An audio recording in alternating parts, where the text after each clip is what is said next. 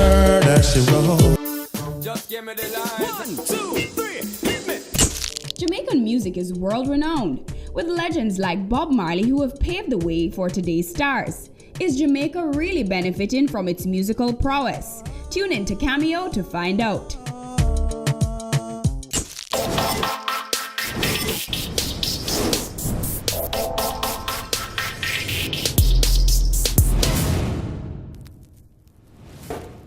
I am Michael Cooper, better known as Ibo.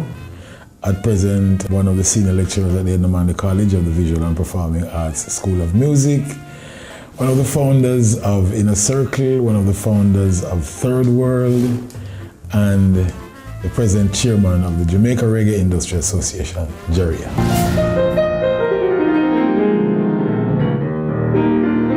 In terms of popular music and jazz, in those days you sort of learned that by ear as you go, playing in bands, listening to the radio, listening to sound system, watching and learning from other people. People like Lenny Hibbert, Sonny Bradshaw, Aubrey Adams, those were valuable people to me in those days. And Adrian Clark, who passed away, a guy from Barbados who was living in Jamaica at the time. You know, you watch them people play and say, wow, I wish, you know. By the time I was in my late teens, I was playing by ear and also reading music. I studied maths and physics at university and then got sidetracked because the muse hit me and I wanted to try composing and arranging and so on. I had been a part of the Inner Circle band at that time. And then myself, Prilly Hamilton, Cat Core, we left that group to start Third World. Now that we found love, what are we gonna do with it? I think we succeeded to a certain level. We had 6 Grammy nominations up to when I left the band, which was 20 odd years now. And then since I left the group, I went into Africa, managed a radio station, and then came back into the Western world, produced an album with Willie Stewart, and then moved on to reggae studies at the University of the West Indies, and then lecturing here at Edna, the popular music program.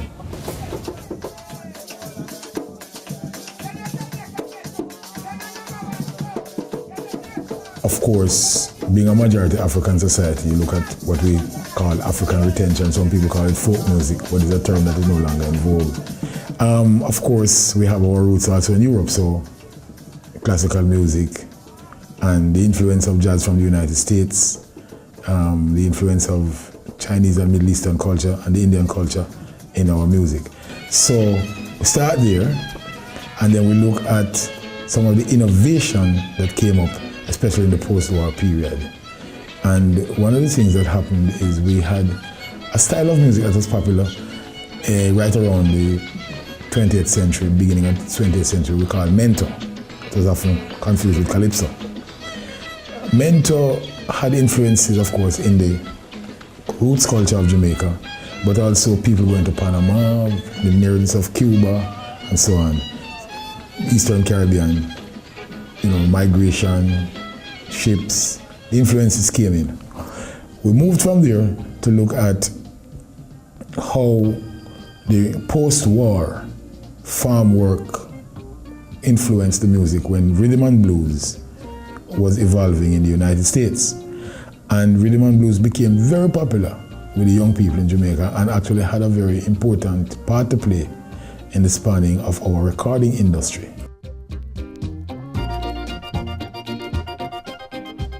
And then something that I consider Jamaican innovation happened. Yes, the equipment was not unique to Jamaica, but the use of it was unique, and we evolved a thing called sound system.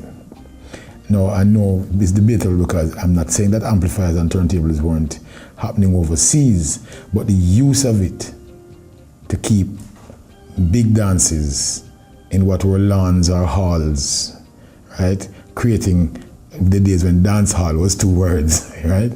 I still credit it as a Jamaican innovation. It was designed in those days to play mainly the rhythm and blues that was accessible from the United States. However, when the US changed their style to the rock and roll, the Jamaican audience love for rhythm and blues kept us recording our own rhythm and blues here. And two of the major pioneers, they were not the only persons, but they rose to be the prominent players, were Coxsone and Duke Reid. You know, sound system owners, record producers, and so they started to produce that sound. And as we moved towards independence, that sound evolved again with the influence of the Jamaican roots music that we described before, into a sound that we eventually called ska, and it definitely was not the American R&B anymore. It is a sound for itself. And we have some of those pioneers still alive, Toots Hibbert, Derek Morgan, who could speak to that. I mean, these people are still around, and ska is very popular in the world right now. The sound kind of slowed down. Now, as to why, there is a particular person who takes the credit for it, and he's right now living on Treasure Beach. He's a drummer called Joe Isaacs, because he claims that there was a particular session when he couldn't keep up with the ska tempo. But ever being creative, our producers never threw it out and said it's a spoil. They called it the new style, and the new style was called rocksteady. Innovation carried us into the use of echo units and so on later on, and we got to the reggae era where instead of playing the straight ska, started to play a double or a shuffle. But it kept some of the characteristics of rocksteady, but it became known as reggae. I don't know, many of the artists did believe in their music and did believe that they were ready for the world, but I don't know if many of us felt that we would have made the impact that happened come the early 70s, namely Bob Marley bust the way he did.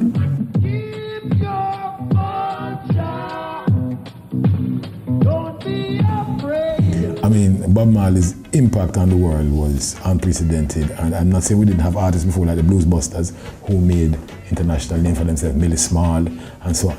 But the Bob Marley career was like a big, was what we expected from like a big major rocker. So, you know, we're gone global now, and then we have a situation where backyard, you have studios like Channel One, producers like Sly and Robbie, Steely and Clevie, run by Jammies, starting to produce another type of sound now, and they using the new technology again, electronic percussions, drum machines, and so on, and creating a style that was also utilizing many of the dancehall selectors as artists.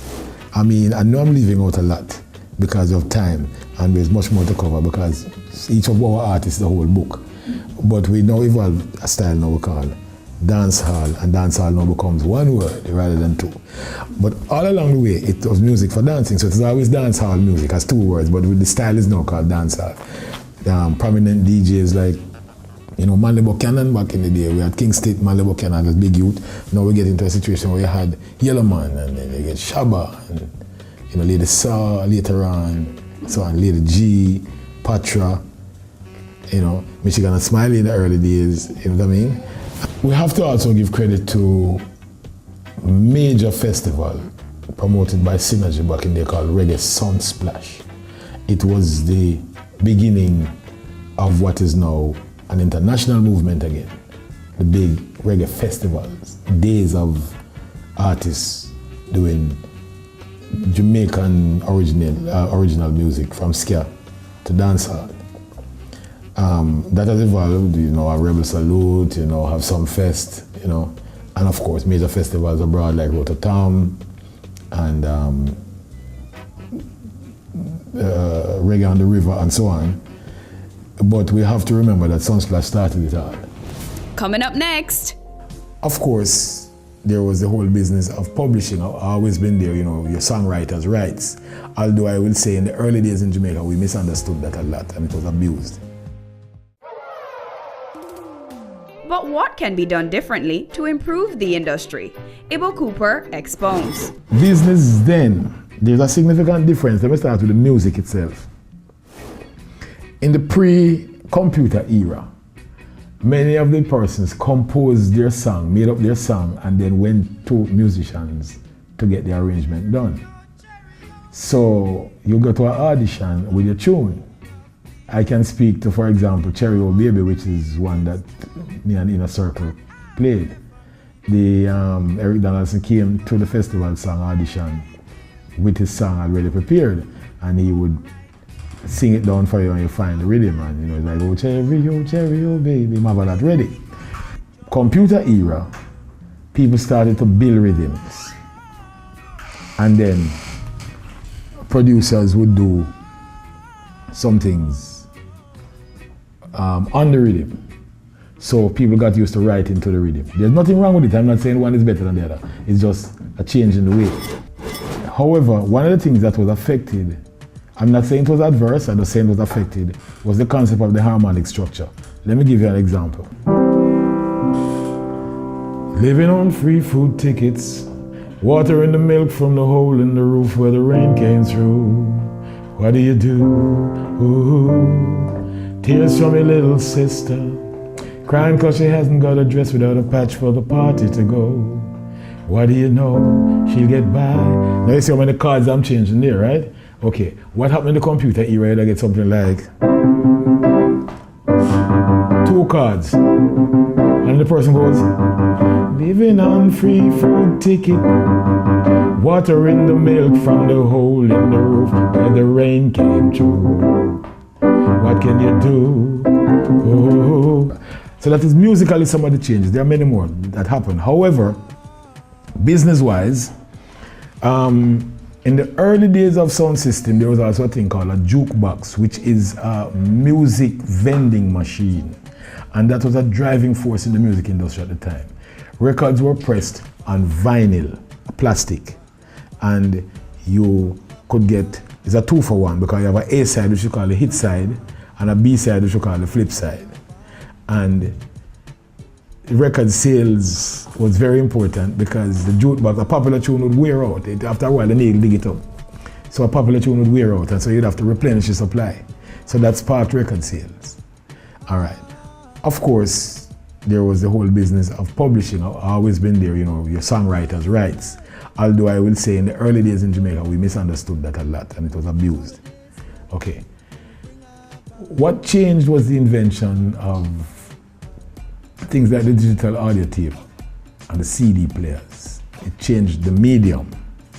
However, discs were being sold. A radical change was the digitizing of music, because MP3, AIFF and WAV files and so on changed the thing. You could now download it, and of course Napster came with a free download, and that affected the industry, and plenty of people figured, wow, sale of music is dead. Interestingly enough, the digital era, however, saw a rise in touring and live performances. It's interesting because people want to go out and see the artists now. But the download thing did affect record sales for a while, although it didn't kill the business. And then we have the 360 model, where record companies are asking for merchandising and other peripheral stuff, whereas back in the day it was a record company supported the record and made money from the sale of the record. A publishing company was making money from your publishing and songwriters' rights and rights for the recording. We have a 3 million population and people who want to come into an industry, and we have, I think the Guinness Book of Records still have us as the country that produces the most songs per day, record the most songs per day. Now, it means where you're going to sell them. We have to look at, therefore, exporting our culture. And we are the outside guy in that regard. Because you're going into America, you're going into Canada, you're going into Italy, you're going into England as somebody coming in from outside. So we have to depend a lot on this exporting, and we're up against some obstacles because you're not the at-home guy. The one I'm passionate about is the development. That is where the public and private sector can help.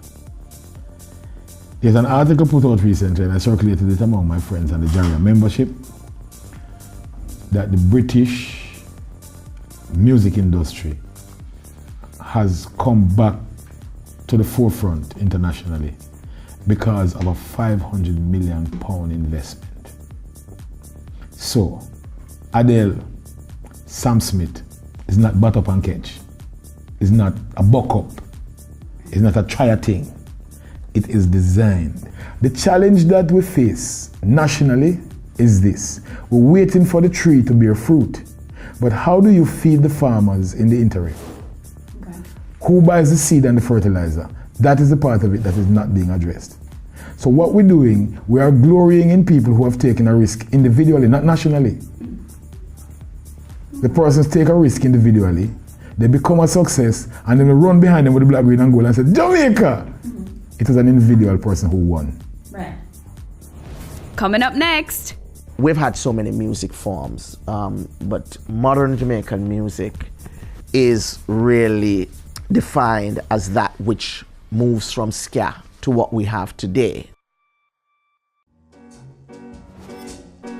We've had so many music forms, but modern Jamaican music is really defined as that which moves from ska to what we have today. You have many versions of what really took place. Some people trace the recording of the single by Theophilus Beckford called Easy Snapping as really the foundation of ska and modern Jamaican music.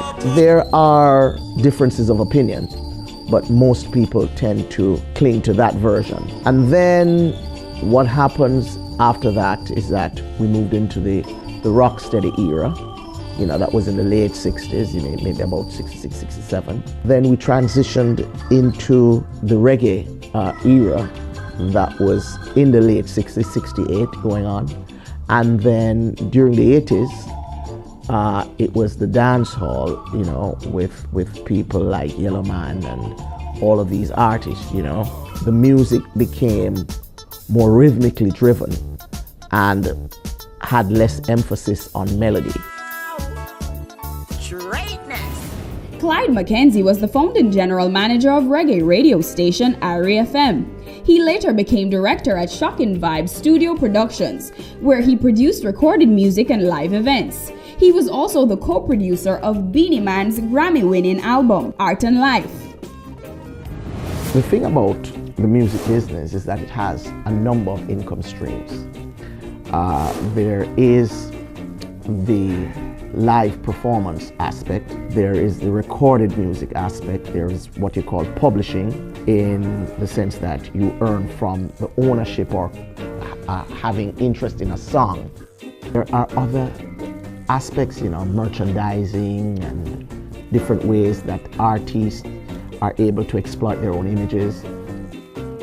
What I will say is that the business model has changed dramatically as a result of the digital revolution. Prior to this revolution, what you had was a situation in which recorded music was the dominant form of income generation. So artists would earn the bulk of their income from the sale of records, and they would use tours to support the sale of recorded products. That model has been upended. And now what you find is that it is the recorded products that are now supporting the tours, and the tours are really the most profitable part of that value chain. And so you will find that artists now are not really too concerned about their income from the recorded music side of it. It is really now the touring, because that's where the big money is.